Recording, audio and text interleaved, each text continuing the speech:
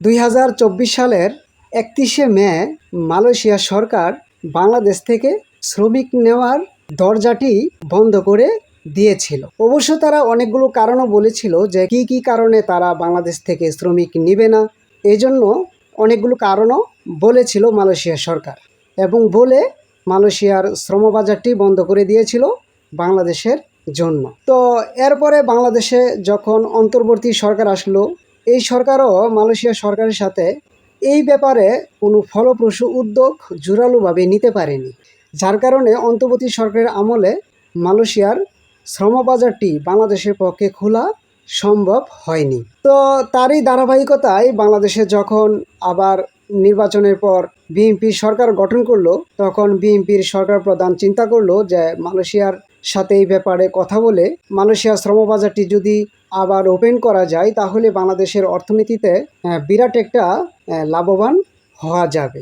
তাছাড়া যারা ঝুলে আছে যাওয়ার জন্য সকল বৈধ কাগজপত্র করে রেডি আছে, তারাও যেতে পারছে না, তারাও যেতে পারবে, একটু স্বস্তি প্রকাশ করবে।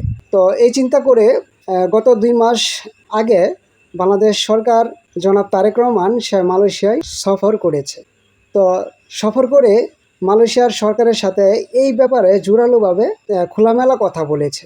তখন মালয়েশিয়ার সরকার জনাব তারেক রহমানকে মোটামুটি হ্যাবোধক একটি শব্দ উচ্চারণ করে দিয়েছিল। তো জনাব তারেক রহমান মালয়েশিয়া সফর করে বাংলাদেশে চলে আসলেন। মালয়েশিয়া সরকারের সাথে যে আলোচনা বাংলাদেশ সরকার করেছে, তার এই কথাটাকে আরও বেগবান করার জন্য এবং কার্যকরী করার জন্য গত 2 দিন আগে বাংলাদেশ থেকে আমাদের প্রবাসী কল্যাণ ও বৈদেশিক কর্মসংস্থান মন্ত্রী আরিফুল হক চৌধুরী এবং প্রবাসী কল্যাণ মন্ত্রণালয়ের উপদেষ্টা মাহদি আমিন মালয়েশিয়া, আবার তারা এই 2 জন মালয়েশিয়ায় গেছে যে এই ব্যাপারে আরও বেগবান আলোচনা করে যাতে মালয়েশিয়ার শ্রমবাজারটি খোলা যায় বাংলাদেশের জন্য।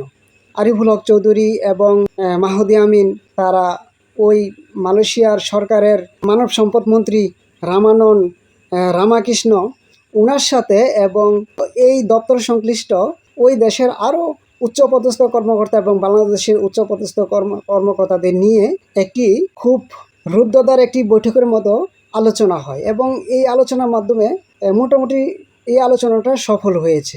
এর কারণ হলো তখনই তাৎক্ষণিকভাবেই এই আলোচনার কতটুকু সফলতা হয়েছে তারা সাংবাদিক কনফারেন্সের মাধ্যমে এটা প্রকাশ করেছে। অর্থাৎ যে বাংলাদেশ থেকে শ্রমিক মালয়েশিয়ায় তারা নিবে, এবং বলেছে যে এখন তো আগস্ট মাসের আজকে 1 তারিখ, এই আগস্ট মাসের একেবারে শেষ সপ্তাহ থেকে বাংলাদেশ থেকে তারা শ্রমিক নিবে মালয়েশিয়া। এই আগস্ট মাসের শেষ সপ্তাহে নিবে, কিন্তু কাদেরকে আগে নিবে সেটা হলো যারা বাংলাদেশ সরকারের অফিসিয়ালভাবে যেতে চায়, অর্থাৎ বাংলাদেশ সরকারের অফিসিয়ালভাবে যদি কেউ মালয়েশিয়া যেতে চায় বা যাদের আবেদন করা আছে, তারা আগে যেতে পারবে। অর্থাৎ প্রথম ধাপে তারা যারা বাংলাদেশে অফিসিয়ালভাবে বাংলাদেশ সরকারের অফিসিয়ালভাবে যারা যেতে চায় তারা আগে যেতে পারবে।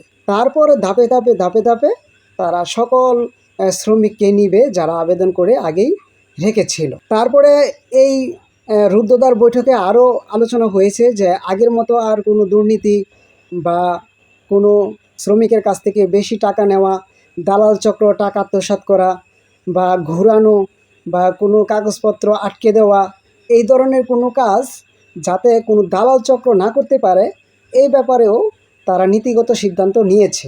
এবং দুনো দেশের সরকার একমত হয়েছে যে তারা এই কাজটাকে সহজভাবে করবে, যাতে কোনো শ্রমিকের বাড়তি টাকা না লাগে, অতিরিক্ত টাকা ব্যয় না হয়, যাতে তারা জুলুমের শিকার না হয়, এবং তারা ওই মালয়েশিয়ায় দেশে যেন তারা শান্তিপূর্ণভাবে থাকতে পারে, বেতন কাঠামো মাসে মাসে যাতে পায়, তারা যাতে ভালো কাজ পায়, তাদের খাওয়া দাওয়া সকল ব্যাপারে মালয়েশিয়া সরকার মোটামুটি আরামদায়ক করে দিবে, এমন আলোচনাই হয়েছে।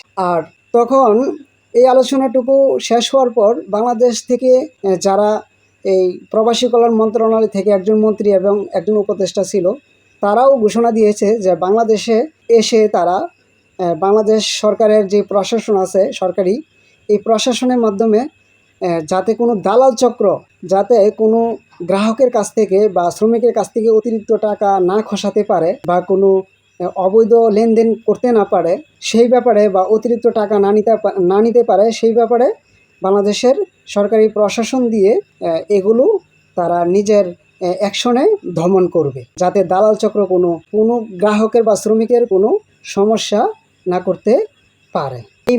এই আগস্ট মাসেরই শেষ সপ্তাহে আস্তে আস্তে বাংলাদেশ থেকে শ্রমিকগুলো মালয়েশিয়ায় নেওয়া শুরু হবে ধাপে ধাপে। তো এই সুযোগে দালাল চক্র অনেকগুলো ফন্দি তারা পাকাতে পারে। তো যাতে কোনো ফন্দি পাকাতে না পারে, যাতে কোনো বাংলাদেশের একজন উপদেষ্টা এবং বাংলাদেশের প্রবাসী কল্যাণ মন্ত্রী তারা এই ব্যাপারে জোরালো উদ্যোগ গ্রহণ করবে বাংলাদেশে এসে।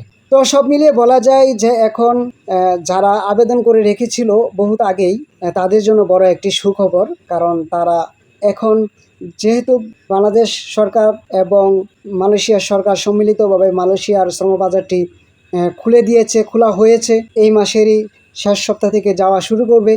তো বলা যেতে পারে এটা বড় একটি ঘোষণা। যারা শ্রমিক আছেন, যারা যাবেন বা যেতে চাচ্ছেন তাদের জন্য, বা যারা নতুন করে আবেদন করবেন তাদের জন্য খুবই একটি আনন্দের খবর। ঠিক আছে, তো আপাতত বলা যায় যে নো টেনশন। যারা মালয়েশিয়া যেতে চাচ্ছেন তাদের জন্য ভালো খবর। আর মাত্র 20 দিন আছে, তারপর থেকেই আপনারা আস্তে আস্তে ওই মালয়েশিয়ায় যেতে পারবেন। ঠিক আছে, তো আপাতত ভিডিওটা এখানে শেষ করছি। সবাইকে ধন্যবাদ।